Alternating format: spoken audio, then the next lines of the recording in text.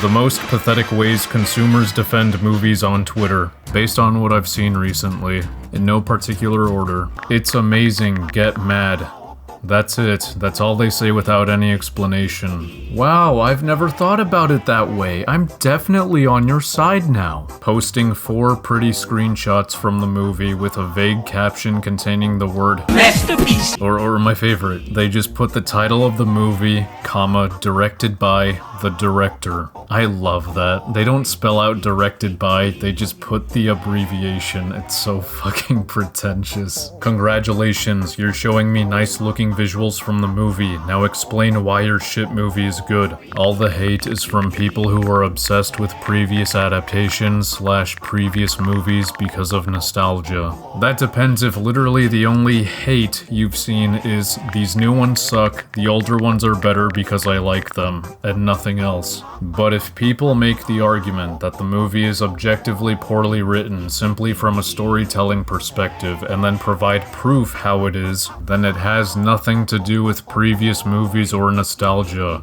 and your whole defense falls apart. I'd like to make a quick insert. Objective criticism can be wrong, but to prove it's wrong, you gotta counter it with objective evidence from the movie and show that the person missed information. You can't just counter it with an opinion. Remember, things like plot holes, plot contrivances, and inconsistent characterization, world building, and internal logic are examples of objectively poor writing. And if the movie is a sequel to one or more movies, then it not only must avoid these sins, but definitely not retcon things established in its predecessors. And if for whatever selfish reasons you want to retcon in your film, at least provide concrete explanations or setups to maintain stakes and believability. All the hate is from people who love to nitpick. Again, this depends if you've literally only seen genuine nitpicks. But if a nitpick is something that steers the plot or characters' decisions in some inconsistent or unnatural way just because that's how the director wanted it to go, then it is not a nitpick. It made X million / billion dollars. How is it bad?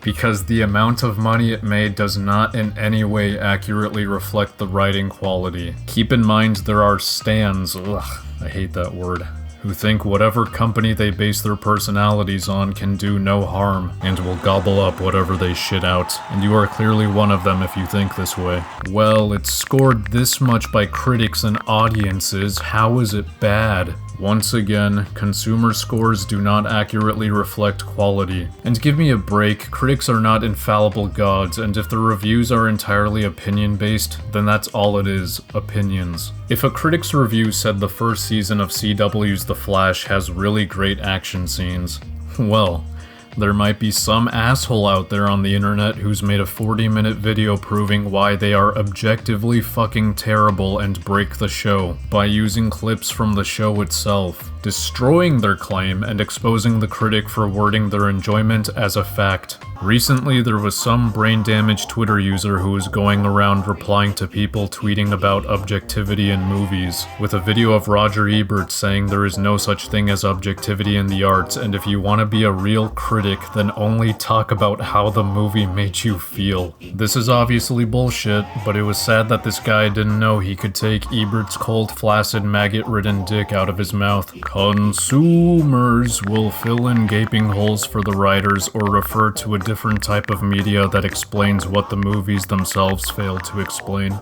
There is no such thing as a bad movie. Either you like it or you don't.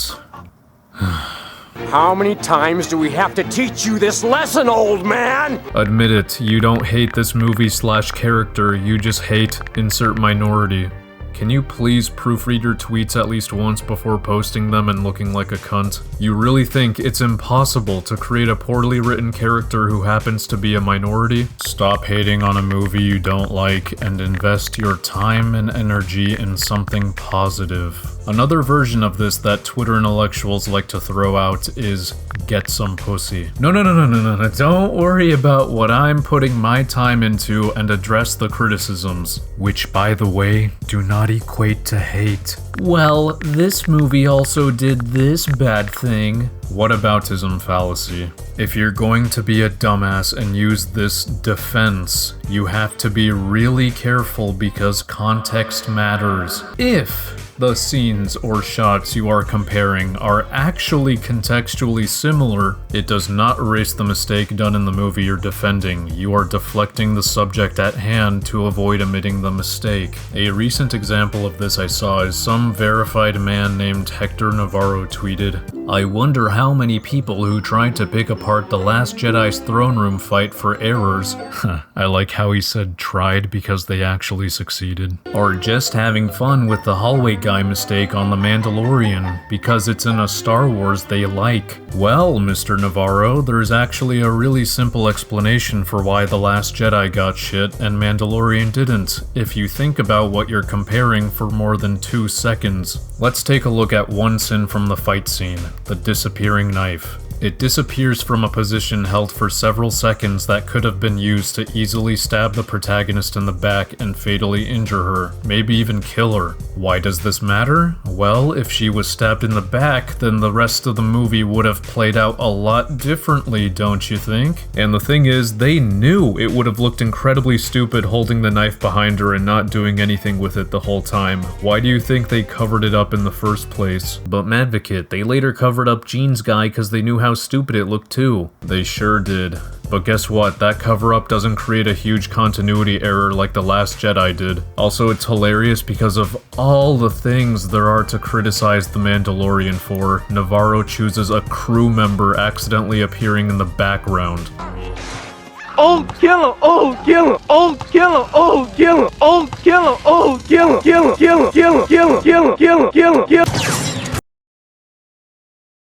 Oh my god, they're identical! Also, to the people who love using whataboutism, what if, and hear me out, what if newer movies were made and written better than the older ones? Is it crazy for me to believe that we should strive to improve rather than regress, especially when hundreds of millions of dollars are involved?